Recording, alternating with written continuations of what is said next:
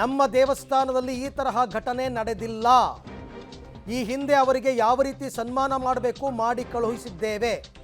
ಗರ್ಭಗುಡಿಗೆ ಅವರನ್ನು ಬಿಟ್ಟಿಲ್ಲ ಅಂತಕ್ಕಂಥ ಆರೋಪ ಸರಿಯಲ್ಲ ಅಂತ ಅವರು ಹೇಳಿದ್ದಾರೆ. ಪಬ್ಲಿಕ್ ಟಿವಿಗೆ ಬಾಗೂರು ಚನ್ನಕೇಶವ ದೇಗುಲದ ಅರ್ಚಕ ಶ್ರೀನಿವಾಸ್ ಅವರು ಕೊಟ್ಟಿರ್ತಕ್ಕಂಥ ಹೇಳಿಕೆ. ಯಾಕಂದ್ರೆ ಈ ಸ್ವಾಮೀಜಿಯವರು ಈ ಒಂದ್ ಸತಿ ಬಂದಿಲ್ಲ ವೈಕುಂಠ ಏಕಾದಶಿಗೆ. 6 ವರ್ಷದಿಂದ ಅವ್ರನ್ನ ಕರಿತಾ ಇದ್ದೀವಿ.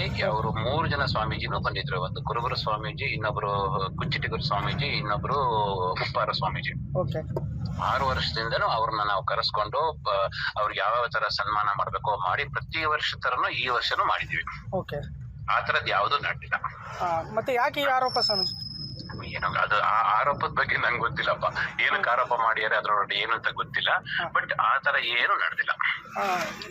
ಒಂದು ಗರ್ಭಗುಡಿ ಒಳಗೆ ಅವರು ಗರ್ಭಗುಡಿ ಒಳಗೆ ನಮ್ಮನ್ನ ಬಿಡ್ಲಿಲ್ಲ ಅಂತ ಹೇಳ್ತಾರಲ್ಲ. ಯಾವ ದೇವಸ್ಥಾನದಲ್ಲೂ ಕೂಡ ಒಂದ್ ಸರ್ತಿ ದೇವರಿಗೆ ಪ್ರತಿಷ್ಠಾಪನೆ ಆದ್ಮೇಲೆ ಅರ್ಚಕರು ಮತ್ತೆ ಅರ್ಚಕರಿಗೆ ಸಂಬಂಧಪಟ್ಟವ್ರು ಬಿಟ್ಬಿಟ್ರೆ ಬೇರೆ ಯಾರಿಗೂ ಅವಕಾಶ ಇಲ್ಲ. ಆಯ್ತಾ? ಅದು ಈ ವರ್ಷ ಮಾತ್ರ ಅಲ್ಲ ಸಿದ್ದರಾಜ್ ಅವರೇ. ಸುಮಾರು ಇದು 7ನೇ ವರ್ಷ ಅವ್ರು ಬಂದಿರೋದು. ಆಯ್ತಾ? 7 ವರ್ಷದಿಂದನೂ ಅವ್ರಿಗೆ ನಾವ್ ಹೆಂಗೆ ಸನ್ಮಾನ ಮಾಡಿದ್ವಿ, ನಾವೇ ಅವ್ರ ಹತ್ರ ಹೋಗಿ ಅವ್ರನ್ನ ಕರೆದು ಅವ್ರನ್ನ ಇನ್ವೈಟ್ ಮಾಡಿ. ಯಾಕಂದ್ರೆ ನಮ್ಮ ದೇವಸ್ಥಾನ ಎಲ್ಲಾ ಕಮ್ಯುನಿಟಿಗೂ ಸೇರಿದ ದೇವಸ್ಥಾನ. ನಮ್ಮ ಊರಲ್ಲಿ ಇಂಡಿವಿಜುವಲ್ ಕಮ್ಯುನಿಟಿದು ದೇವಸ್ಥಾನಗಳು ಇದ್ರೂ ಕೂಡ ಎಲ್ಲಾ ಕಮ್ಯುನಿಟಿಯವರು ನಮ್ಮ ದೇವಸ್ಥಾನಕ್ಕೆ ಬರ್ತಾರೆ.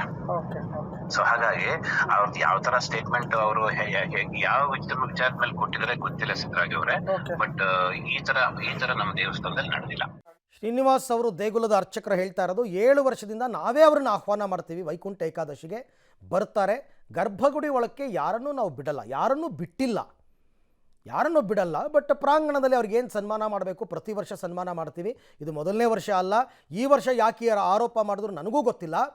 ಬಟ್ ಪ್ರತಿ ವರ್ಷ ಅವ್ರು ಬಂದಾಗ ಹಾಗೆಯೇ ನಡೀತಕ್ಕಂಥದ್ದು.